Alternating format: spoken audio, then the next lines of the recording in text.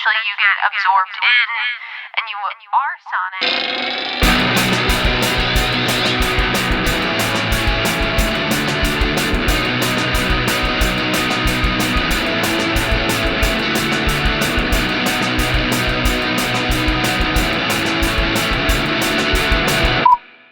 Hey kids, welcome back to another episode of No Repeat. It's the podcast where you can pick 3 songs every week with no repeats and no do-overs to create a perfect playlist for every occasion life throws at you. I'm Taylor Olmstead, and I'm joined by 2 pillars of a balanced breakfast, Tyler Reed. Chatters, can you tell me your favorite Naruto character? And Sean Evans. Ding. Hot and ready. Tyler, what was our challenge this week? This week, challenge to find the perfect song for eating too much junk food in your 30s. This challenge was submitted by Taylor. Wow. And if you want to submit your own challenge idea, we got a Discord. You can join that in the link below. We can just drop them wherever. Or you can send us an email, norepeatpod@gmail.com. Thanks so much. So I think the context for this, if I remember correctly, was our vacation to Greece.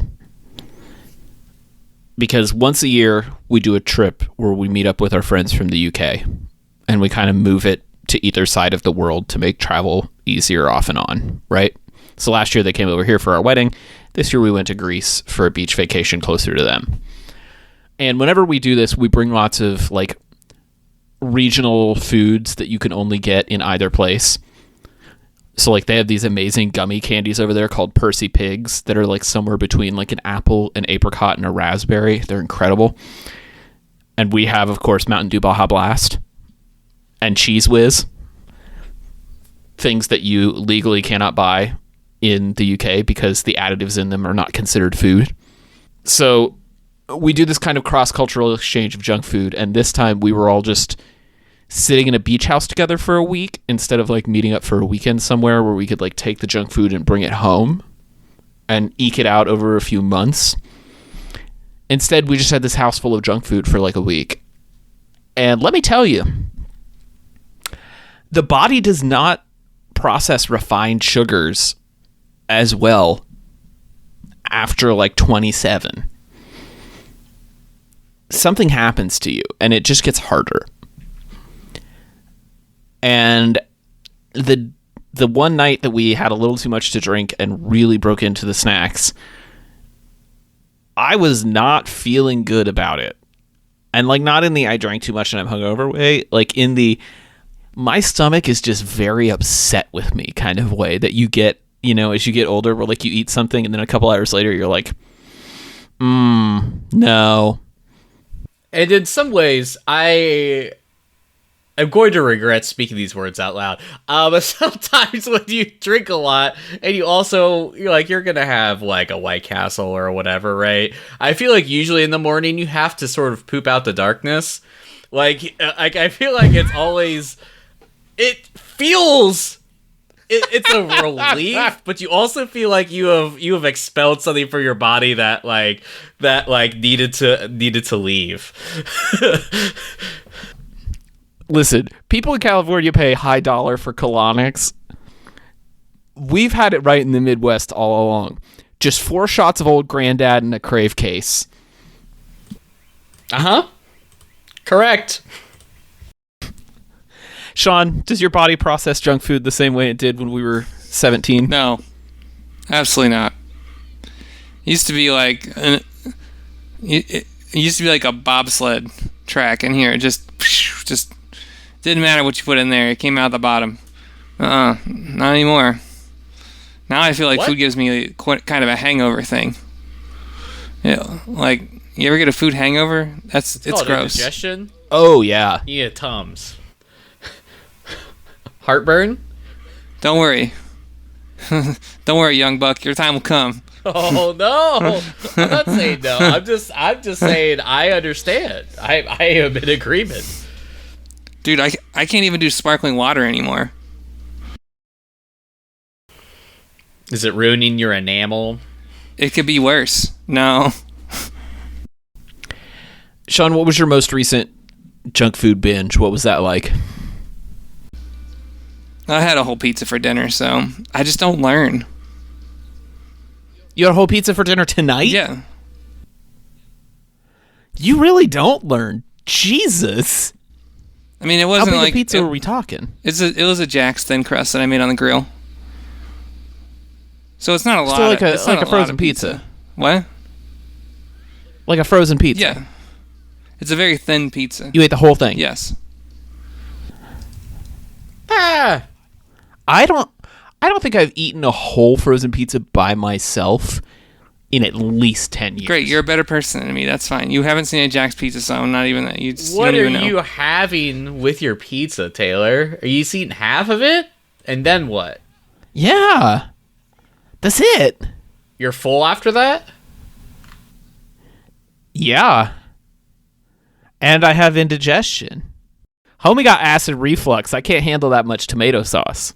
Listen, a whole Jack's pizza is only like 1,000 calories. Maybe this is a northern thing, because I have never even heard of this brand. I mean, Yeah, it is. just to be It's like a Midwestern thing. Just to be clear, I just Googled it. I'm not like an expert here. I'm just full transparency. No, it's my favorite pizza. It's a thin crust that you can put on the grill. You cook it on the grill, so you get like a nice crispy fired crust, and then it's like a light amount of cheese and light amount of sauce and some pepperonis. I'm gonna go get that pizza right now. I'll see ya. That does actually sound It's good. pretty good. What about candy? Oh, I try not to do that now. I have a bag of peppermint bark here and a bag of holiday-themed Reese's that have just been sitting here because I so very rarely can consume all of it. And it's June, almost July. Correct. We go through candy a little bit faster than that in this house, but I definitely have found that for some reason, chocolate in particular, I just can't eat it like I used to. Like, when I'm in the line at the checkout at the grocery store and I see like a whole Snickers, I'm just like, no. Like, my body cannot handle that. Them little fun size ones, that is more than enough for me now. This makes all of us sound like lame. I don't know. I feel like this is like, but like, I think for me specifically, the way that I choose to like indulge myself is like, I have like a little sweet for my breakfast every day with my oatmeal. I definitely put like a lot of stuff in there, but like, I also love pastries, you know, as like, I feel like I end up doing like a pastry breakfast more often than not, like as like my form of like, let's treat myself. You know, I'm not really like a dessert person, but like, you know, I will like listen if someone's like, let's go get some Jenny's ice cream. I am going to be like, yes, let's do that. But like, that's, you know, but I don't really keep any like sweets. I mean, literally I have this here, but that's just because it was given it to me. I feel like it just kind of comes to me. But if someone just dropped a pan au chocolat on your front porch every morning, I would eat that every day. Yeah, Yeah. Same. I'm with you. There's something about it being in a baked good versus just like the raw sugar. It's Just can't do also it. not super great for you, just in general. At least American versions. Super isn't. So we've established our relationship to junk food in our 30s. Now it's time to talk about how we translated that into songs. For me, it was a combination of things. It was the nostalgia of remembering when I could eat junk food. Like, summers to me in middle school were like riding my bike a mile to the speedway and getting a king-size candy bar and a giant fountain Mountain Dew and consuming both of them before I had ridden the mile back home. And obviously I could not do that now. I would throw up instantly. But I was thinking back fondly on like those memories and like kind of the allure of like junk food and the sugar high and all that. but also being cognizant of my age and thinking about, is that good for me? No. Do I enjoy it as much? No. Is it a good look? No. But also, Doritos are freaking good, man. They are. Correct. I'm like, sometimes, just gotta have some Doritos. I feel like such a cracker because I'm like, I'll just have some Chex Mix. I'm like, oh, some cheesy Chex Mix. Wow, I'm really living. Honestly, probably about as good for you as the Doritos. But yeah, so I was trying to find a song that had kind of like the fun of the junk food, but also like that sad awareness that like this is going to be fleeting joy. What about you guys? What were you after? So, I feel like there's a few things to consider about the junk food. I think it's that there is no intention of nutritional value. So you're are not eating this because you need it to sustain yourself. You're eating because it's for fun. Food is sometimes for fun for eating. So I was like, what is a song or something that doesn't necessarily build towards some nutritional intention? Like could I be listening to a new album that's coming out? Could I be listening to something that's, maybe that it will be like some level of therapy, it will heal me in some kind of way, or just purely just for entertainment, or like and so I was kind of like, what is like a song that doesn't have any like cultural ish value, like, so I was thinking about that. It's like, it's also like maybe something really specific. Like, I'm not gonna always have like a craving for like a Sour Patch Kid, but I'm like, if I'm going to like a movie, I'm like, hell yeah, like, sure, like if I'm gonna get a candy, that's what I'm gonna choose. It's like maybe something really specific. You almost have like a craving. It's like, I feel like a lot of these things are like, ooh, I want to eat something specific. Like, I feel like maybe I'm not just reaching for like whatever all the time. Like, you're not stocking your house full of junk. And thinking about like, and so I wanted something that sort of like really like was like an earworm for me, that really was just sort of like interesting in like a really specific way. And then I'm also thinking about like, also maybe sort of some level of immaturity to it, maybe some level of sort of childlike glee. Like maybe like the song isn't necessarily something that is age appropriate. Maybe it's not something that you would consider like maybe for someone of my position of being a music podcaster for 5 years listening to or eating. So I was kind of like thinking about that. I was thinking about kind of like, I was trying to reflect sort of like these like parallels between these two things. So that's kind of how I went into it. I think about junk food a lot. Probably a lot more than a normal person thinks about or works with junk food. And I have a lot of nuanced feelings about it and the role that it plays in your life. Not as, I think... It is literally your job. Yeah, in a sense. And so I think I've come to have a little bit more of a, I would think, a nuanced opinion about it, but maybe everybody doesn't feel like that. That it, well, maybe not so much junk food, but there is a place for like nostalgic food, and there is a place for food in your life that makes you feel good. And I think that there has traditionally always been foods that have made you feel like this, that have been maybe considered bad for you. Cookies, or I think about like maybe your grandparents had like a dish, like mine would be like baked apples. I mean, those things are just like full of sugar and crap. And like, but in a sense, like no matter how much I think I was watching, knowing that like the people that, the lived experiences that are kind of surround those foods actually adds a level of complexity to them that makes them nutritionally junk, but also personal cultural monuments. I feel like somebody who knows what I do could easily just pick through like, well, you're not gonna do this. Like you're just gonna. I'm giving you snaps for this. Yeah, but so this like is very like graduate symposium level. Like food can be a cultural touchstone and can be a part of identity. Yeah, I definitely see that as the way that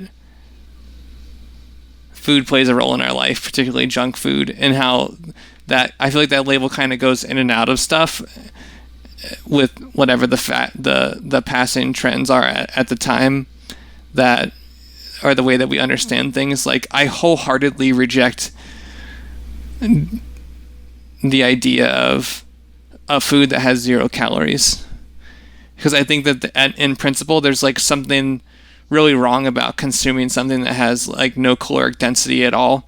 Like that's very unnatural to me. In like a bizarre way. That's just one of my things.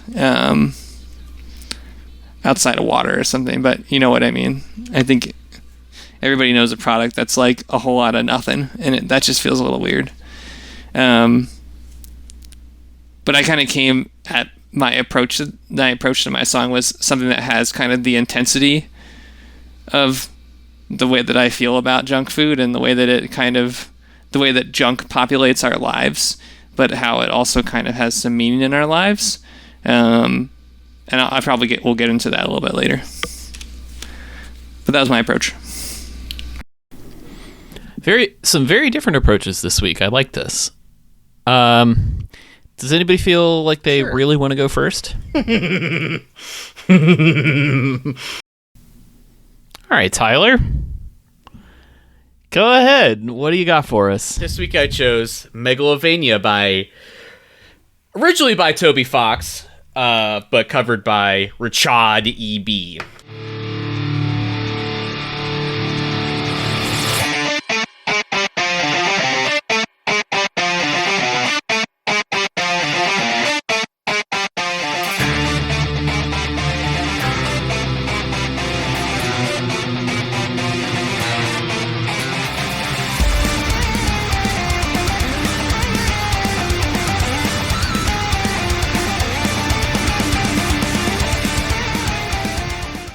So we did it. I finally did it. It only took about 300 episodes for me to finally get a video game song on here. I've duped you all. So this is a track and a cover from the game Megalovania, or the game Undertale, in which you are fighting the character Sans, which nobody cares. He's a funny guy, and so this song is sort of interesting culturally in a way because people have sort of memed the dip for like some level of like deception or like sort of like, oh, you messed up.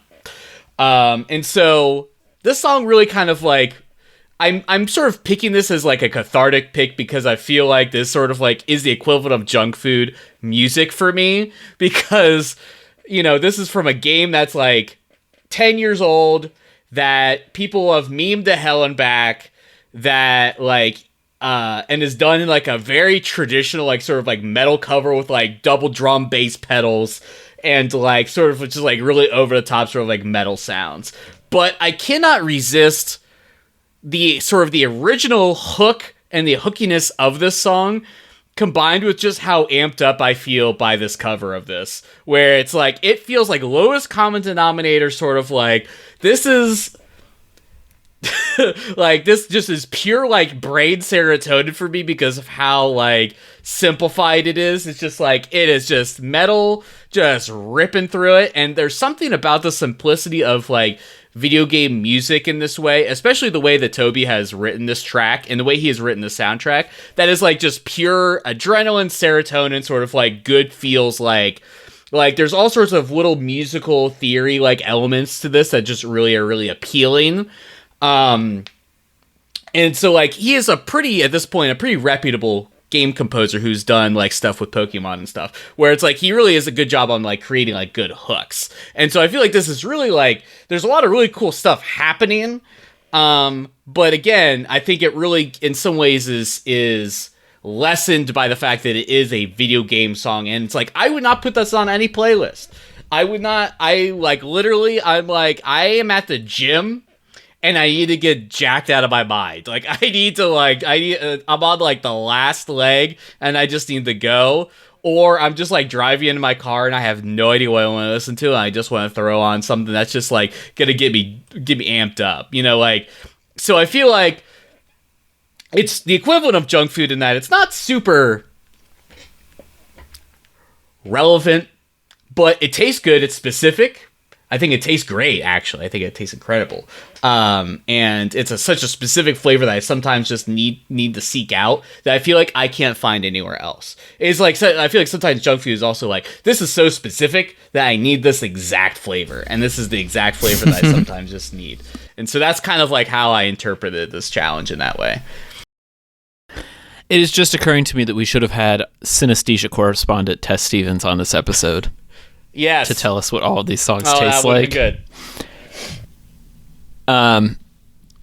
Yeah, I mean, if you're trying to find songs that have absolutely no nutritional value, I feel like technical metal is a good direction. I'm going to push you a little bit, though, and say if you were going to go to the metal space, the correct answer would have been hair metal. Okay. I don't care about that, though. Because I feel like... I know you don't care about it, but I'm saying like 80s hair metal where like every song is just about like motorcycles and girls and Hollywood and like every lyric is a cliche. It's a little more like no nutritional value to go by what you were going for here. I understand. However, I do think this cover rips. I think like it's hard to critique both your approach and the song at the same time because I think like you know what you did here. You know what you did. You wanted to put a video game song on here and you did it, and I'm happy for you. I think it was kind of a punt. That's okay. I agree. But it's good. It's good. Like the melody that is the actual Megalovania theme that becomes like the guitar riff in this song, you're right. Super catchy. And we talked about this recently. I forget where we were talking about video games on the show, but we were talking about how like video game music, the melodies have to be good because you're hearing them in like 8-bar phrases over and over and over and over and over. This is a good 8-bar phrase to hear over and over. This is the kind of boss music where, like, when you die multiple times fighting the boss, you don't feel as bad about it. I feel this way about the game Hades. Mm-hmm. Like, it also has this kind of technical metal style, but the riffs are so good that, like, you almost want to stay in the boss fight because the soundtrack is so good. Probably the only video game soundtrack I would ever consider buying like a physical copy of. They sell it on vinyl, but I just haven't gone there yet. So yeah, I mean, I think this is cool. I think this is very well performed. Like the guitar technique is great. Like you said, the drumming is textbook. You know, there are no risks here, but I don't think there need to be. Like this is the Monster Energy drink of songs. Thank you. That's simply what I needed to express. I think you're right. And you know what? If that's what you were going for, well done. I mean, this is the home run of junk food songs. There's like nothing about it that's wrong at all. It's so right. It fits the bill so well. Not what I was expecting. No notes. No. I think that it's. I feel like I was watching a video on Instagram the other day that was talking about guitar, like metal guitar now, metal guitar back in like 2008, and how like there was like harmony guitar. It's like harmony guitar parts like an Avenged Sevenfold, and now there's like top note riffs and stuff. And when I just cannot unhear that now. So when this came on, I was like, oh yeah, no, all of this is Avenged Sevenfold. and I absolutely love that. And it's just shredding on guitar harmonies and just doing runs and crap. And I think the double bass parts on the drums are so good. It just carries everything so nice. There's like a weird circusy vibe to it that is very iconic of that particular generation of guitar playing style. And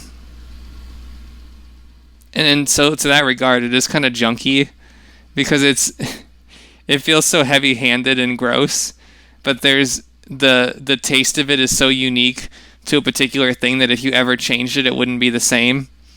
I feel like it's like really difficult. I think junk food is a good analogy for this, because if they ever change the taste of what Sour Patch Kids were like, for example, it'd be like an immediate hate. You're like, oh no, this is you tried to fake what was already really good. It would be New Coke all over. Yeah, exactly. Like you'd in your mind's eye, you already have it as a thing, and it's something that you seek out. And when I heard this, I was like, oh no, this is exactly right, because it's everything that you wanted it to be, with all of the feelings associated with it, whether those be positive or negative. Because today, very rarely do I listen to Avenged Sevenfold. I have to be like in the right mood, but I'm still like, yeah, no, that was a different time that I look back on as being kind of fun, but now I'm like, oh, that's not who I am anymore. But I still listen to metal a lot, and there's like a guilt element to it of like playing it really loud and it being like kind of riffy and upsetness. Right. Yeah. So I don't. But there was lots of bands during that time, like surrounding that genre, that just did this, sort of like core metal kind of thing, Avenged Sevenfold was like very key to this, but like Atreyu felt like a band that did this, like Silverstein did this, like there's a bunch of different bands that did this kind of stuff, that kind of played up on that new hair metal kind of thing.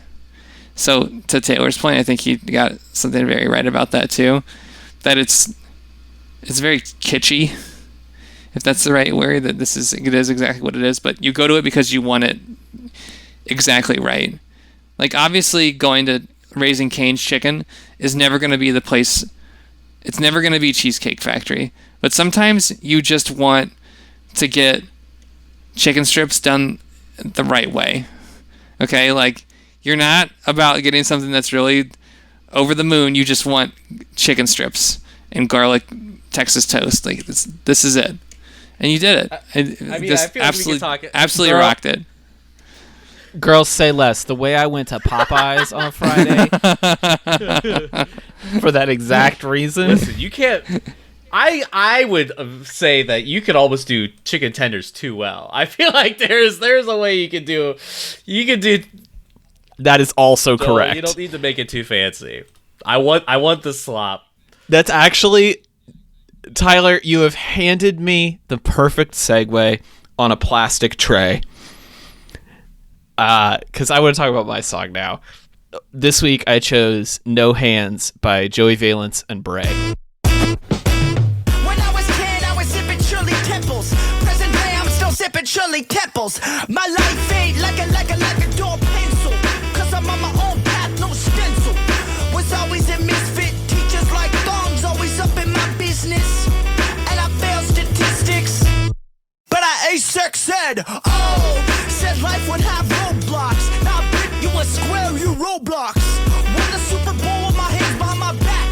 I just do whatever I want. And that's... All right, so Joey Valence and Bray. I had not heard of these guys until 2 days ago, when Anthony Fantano put out his notable albums of June video, and he raved about this record.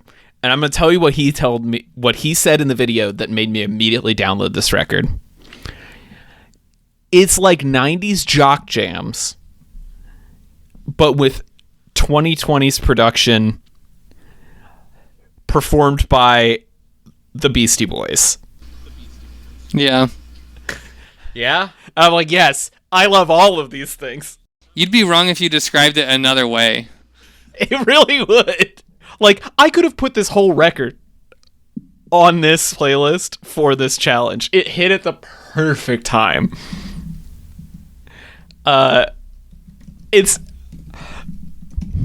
It's so stupid, and it knows it's stupid, and that's what makes it fun. That's what makes it junk food. Because it's like 30-somethings performing music from their like childhood with this very self-aware like Beastie Boys white boy rap persona.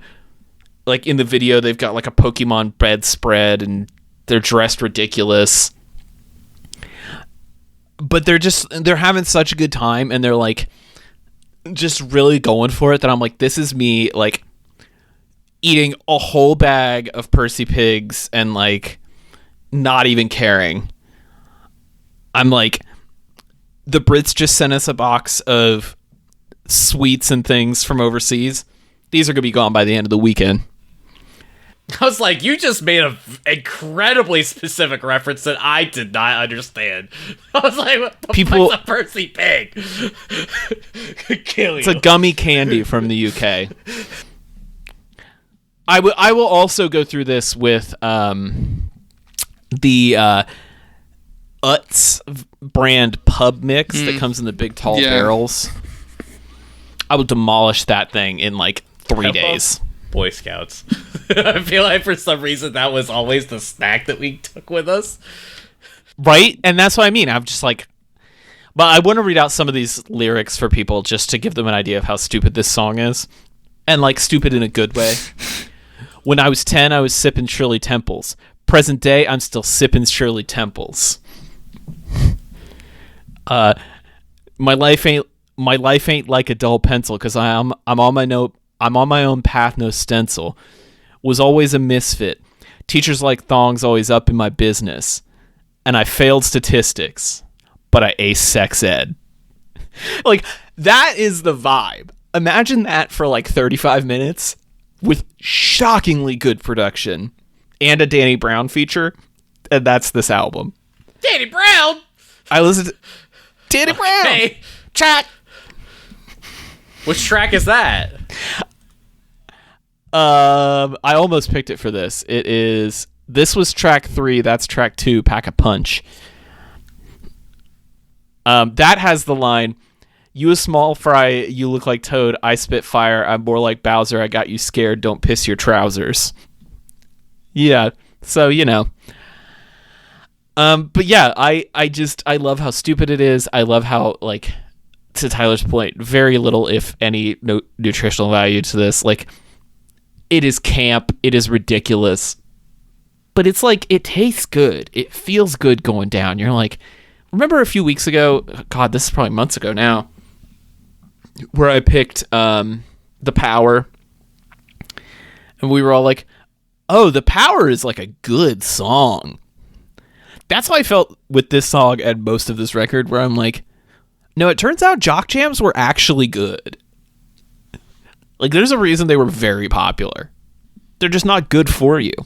It's like eating a whole bag of Doritos. Or an Uncrustable with an orange soda, as the song says. This is another one of those songs. This is the second week in a row that Taylor's brought a song where I'm like, I don't specifically like the words the words of the chorus. Like, for some reason, "Look Ma No Hands" is just an anti-ear word for me. But aside from that, like, I would say it does not distract me enough to make me not like this, because I will say that otherwise, aside from that minor problem, the whole thing is, as you said, feels so out of place in such a very real way. Like, it does feel like that era, but better on almost every way, production wise. Like, and I feel like I didn't know what to make of this song when I first heard it. I was like, what is happening here? I was like, this has got to be a bit. Like, it is. Like, you're correct. And I think for good context, I would say, like, if you kind of like most of this, like kind of I did, like, I listened to it for like a little bit of like Pack a Punch, like you suggested, that has Danny Brown on it. That song is completely different. Like, it is, and I feel like it has a different sort of like intention and sort of vibe to it. And so I feel like I feel like if you listen to this the first time you're like, you're kind of right. This is sort of like a Beastie Boys pastiche in a way. You're kind of like, but it's like, I feel like there's definitely, I think listening more, there's a little bit more range to it than that. And I feel like maybe like in some ways I'm like, how do I feel about full adults being like, hey, we're 14. It's like, we're rapping like we're like, I think it kind of gives me a Oliver Tree a little bit, and that's... Yeah, it's very into the meme culture like Oliver Tree is. I feel like I like buy more into this though than Oliver Tree though. I would say I feel like this is like they're not doing like a full character. And I think, I was like ready to like not like this, but as you were talking about it, I was like, you know what? This is fun. This is, because I mean, I love a jazz rap beat, right? Like, it's so good. Like, and just because I think the lyrics are intentionally cheesy, as you said, and it's like it takes a second for you to kind of like you gotta try it on a few times. You gotta like really gotta sample it, and you're like, yeah, it's like eating like a really specific kind of candy, right? Or like a really specific like a really weird funky snack that you really want, but you don't like initially. Like dill pickle flavored chips. Yeah, that kind of like it kind of grows on you. You have one, then you have another one. You're like, yeah, okay, I'm getting this. I'm chomping this flavor. I'm understanding. So I feel like for me, I'm like, yeah, okay. You said it's good. Fantana says it's good. You mean like that's enough for me to check it out. Yeah. I was ready to hate, but I ended up really liking this, and I think it really does fit the challenge as well. So I think it did good. I think the way that you described it and putting it in Fantano was really the most perfect way to describe it. I think when I was watching the video, what made me funny is thinking about all the Pokemon stuff. Like you could tell that was obviously someone's studio. Like when I looked at the computer, I was like, okay, one of these guys is in there making these songs, or there's like obviously some production happening, but then it's just like surrounded by Pokemon stuff and swords and a closet full of crap, and there's like a dog in there and the tennis court, and like it's so well done, and it's so funny because maybe I don't know if it was done on such a low budget or if it's made to look like it was done on such a low budget, which is a very in style thing to do right now. But I love it. It's funny. It reminds me of talking to Tyler's song before. Like, you're coming to this because you want it. You're doing it right because it's what you want to do. There's no reason to pretend like it's something else. And there is. Let me rephrase what I was going to say before it came out. You want it, which is the most important thing. And I feel like when I listen to this is a song that was made by them for them because it was fun to do. And you can tell that. You can capture that energy in listening to it, and that's amazing. Big kudos. This is a fun challenge. This was not technically a funny song, so Sean is allowed to like it. Yes. It's a song with some funny lyrics, but it is not intentionally funny. Okay. It is not Aquabats, I understand. All right, well, Sean, what unfunny song did you pick for us this week? Oh, this week I chose Volcano by Kills Birds. I wish I was volcano, but I think I'm just a rocket sitting underneath the sea. I wish I was tornado, but I guess I'm just some Play-Doh when I'm played out like a campy B-movie. You told me I was pretty, but that you could never touch me, 'cause to touch me would mean you would have to feel. And I never felt so lucky when you said that you could love me, but to love me would make all that is too real. Volcano.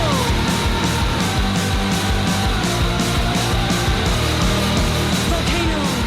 So, similar to what Taylor was saying, I discovered this band this weekend, and I just thought it was really, really good. Their songs were really good. The energy was really high. And it reminds me of something that I would have listened to, or that I would still listen to today, because I put a lot of their songs on my liked playlist. And the more that I listen to them, and the more I'm like, I'm glad that you're still an indie band that I can feel good about listening to a lot. But I love the idea of being a volcano, or kind of the way that what the volcano symbolizes, and the rest of the song, that there's like a little bit of guilt here, and there's like wanting to be like fused with the volcano, and I think there's like the attitude of the volcano and different things like that. And I appreciate that at a meta level of what junk food does. It's kind of like I feel like there are moments when I wish I could continue to just have that I was the volcano. I could just eat junk food all the time like I used to when we were kids. That today just doesn't work anymore. And there was something that was really liberating about that, where everything was about just feeling good in that moment. And now I don't have that privilege as much. But on those times where I do indulge in something, I feel like it's really nice to just really embrace what it is and melt into it. That was a really vague way of me describing what I feel about this song, but I love the intensity. I love the punk. I love her voice. I love the screaming. I love the pauses. I love the sort of melancholy feeling that it has. It's just awesome. It's just a wall of sound. The O chorus lyrics are awesome. It speaks to me on a deep level. A few months ago, on Billy Joe Armstrong's Middle School Notebook, I played for you guys and our patrons. If you want to hear an extra episode each month where we play each other new songs that we're really digging but haven't made it on the show yet, subscribe on Patreon, just $1 a month. Link is in the description, the doobly-doo. But anyway, a couple months ago, on our Patreon exclusive podcast, I played for you guys a song by an Irish band called Sprints. And at the time, you were both like, eh. And then you put this song in, Sean. And this song is just like the American Sprints. I see you. I see what you did here. That said, it rules. Listen, 4th of July is coming up, okay? We do it the best. Figured it out. I mean, it's really good. Like, it's really, really good. I like the comparison structure in the verses, where it says, like, I wish I was a volcano, but I think I'm just a rock that's sitting underneath the sea. I wish I was tornado, but I guess I'm just some Play-Doh, and I'm played out like a campy B movie. And they're all these, like, I wish that I was this, but then I was actually that. Like, it has this, like, cool structure to it that, like, allows a bunch of, like, fun little things. And, like, it's a good way to write a punk song because you, like, have the anti built in already, which is, like, such a part of the genre. And then to have a chorus where it's just one word and then a lot of O's, like, it's built for the mosh pit.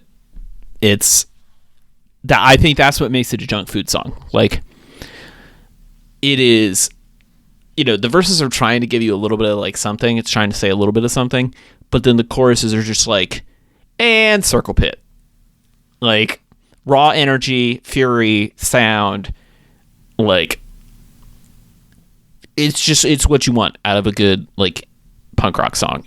So yeah, I mean, this is like a really sour candy, or like, I don't know, Grand Slam at Waffle House at 3:00 in the morning. Like, I don't know. I feel like something about this, I think, is almost, because I feel like this song, I would say, is different in opposition, sort of like maybe to like kind of like what either are like to maybe more of like what Taylor's song was, where it's like it's specific. Like that song was very like, this is a campy song that's like super like retro inspired, whereas this is like solid in like a really specific way. This is almost kind of like maybe not a particular food, but this is like, I'm gonna eat a fucking pizza. like you're like, I'm gonna eat like a lot of burgers. You're like, it's like an overall label of a food where it's like, this is a genre of like style of like, this is more about the comfort of that. Like I want a potato chip. It's like, even like, you're not like trying to find the LTO specific like Lay's potato chip. You want the standard, just good, solid one. That's like, this is gonna fuck me up in a specific way. That's gonna taste great. And I feel like that's kind of like what I feel like this is delivering for me, because it's like you said, it's like, it's a very well trodden formula, done well and with an intention for excess, right? Like you said, ready for a mosh pit, and I feel like that's really what it's gonna do. And it's like perfect. You don't need to make you don't have to reinvent the wheel sometimes. Sometimes you just make something really solid, really good, and it's gonna hit the spot in just the right way that you need. And I feel like that's what this song does for me. Yeah. But is this a band that's still kind of doing stuff? Do we know what's going on? Yeah, they just put an album out in 2021. Oh, nice. Okay. This one came out. This track came out in 2019. I'll have to check out more. Well, speaking of things we can check out more, 283's listener submissions, eating a lot of junk food. Rory Snake picked Straight to the Heart by Battle Beast. This sounds like fantasy metal. Battle Beast sounds like something. Yeah. I would argue that that's not junk food per se, but it's adjacent. Oh. These people wear costumes. Oh, they're Finnish masters of party power metal. Yeah, that's junk food. Okay, so it's like Finnish Andrew WK. That's junk food. You're right. All right, guys, we gotta. Let's throw it up for a second. Okay, let's see, because this is kind of on. Because we got. Yeah, why is this not on Eurobeat? Hell yeah. Okay, sick. This is Tyler. This is your life. This is like right up your alley. Oh, no, it's not. It can't be like this anymore. I listen to DJ house music sets now. I can't listen to Finnish party metal. I can't do this. That's not my vibe. He's cultured now. He can't. He's got a girlfriend, Sean. He has to listen to jazz. Listen. I've seen you and your girlfriend. She loves you for who you are. So I would just be your best self. I was going to say, unfortunately, she loves me for who I am. Tyler, just say what I say all the time. I'm a treat, okay? Yeah. And then the second listener submission was Julie Stego. She picked All By Myself, which I'm going to say is the Celine Dion version, because why not? It's the correct version. That's what I thought. Yeah, that's a good junk food song. I'll accept that. That's like eating an entire box of chocolates and not feeling bad about it all by myself kind of vibes, and I'm here for that. Well, they were going to melt. It's 103 in Atlanta. Yeah. That's a one and done purchase in the summer. That's exactly right. All right, so with that leaves B-sides. You guys got any second picks this week? Everything on this Joey Valence and Bray record. Everyone, please listen to it. It's great. Did you guys know that Stuart Copeland from the band The Police... the drummer from The Police? The drummer from The Police, wrote the Spyro the Dragon original soundtrack? No. I did not know that, but okay. He's got a PhD. I'm just saying, it's very good. I would have picked something from that as well. You should go ahead and give that a listen. And as a extra tidbit, for those of you who remember The Amanda Show, they also used a track from that soundtrack as the outro for that TV show. So, weird thing that happened in the 90s. Interesting. Okay, so let me ask Complicated Legacy, The Amanda Show. Yeah. Complicated Legacy. Yeah, that's one way to put it. We'll just say... Well, since I don't have any... feet. Anyway, well, I don't have any B-sides, but I am just curious. Yes or no, or like pick one of these two without explanation, and then we're just going to go right into sign off is who writes, who's a better drummer, Phil Collins or Stuart Copeland? Travis Barker. oh, okay. Phil Collins. Mine was a joke answer. That's not my real answer. Neil Peart. What's your? You guys are trash.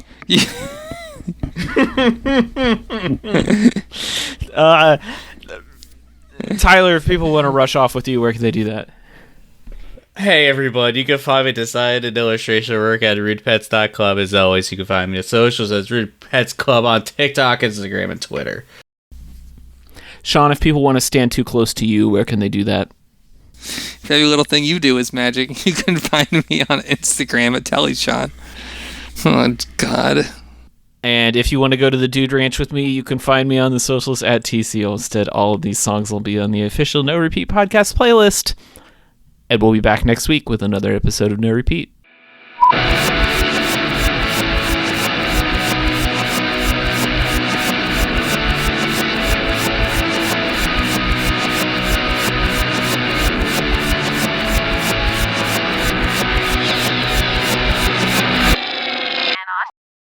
Recording podcasts on the internet. Get fucked, idiots. Oh, yeah. I am also recording a podcast on the internet. Oh, yeah. I can't believe I got you.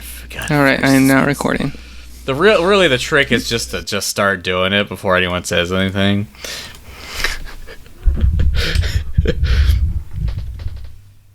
I'm really glad that we have that out of context. Just to use for whatever. Yeah, listen, I have enough incriminating evidence against me that you can cancel me for just about anything at this point with the audio of over 10 years. So, you know, they're doing those things where they're like having the AI make Martin Luther King Jr. do political ads for right-wing lunatics. I do sometimes worry that there's too much of our voices out there on the internet, and somebody could do that with our voices, but they would have to care enough to feed our voices into a computer model, and I don't think they do. Absolutely not. Like, they could do it.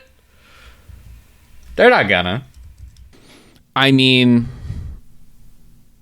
unless they just really want to, like, slander us and make us say truly regrettable things, like how much we love Attack Attack. Yeah, I think at one point in time you have to kind of ask yourself, like, when does it not become believable for anybody to do anything anymore? Like, I even watch the news and I watch what President Trump says, and I'm like, that doesn't feel crazy enough. Our capacity for depravity has increased rapidly since the appointing of the golden god emperor himself.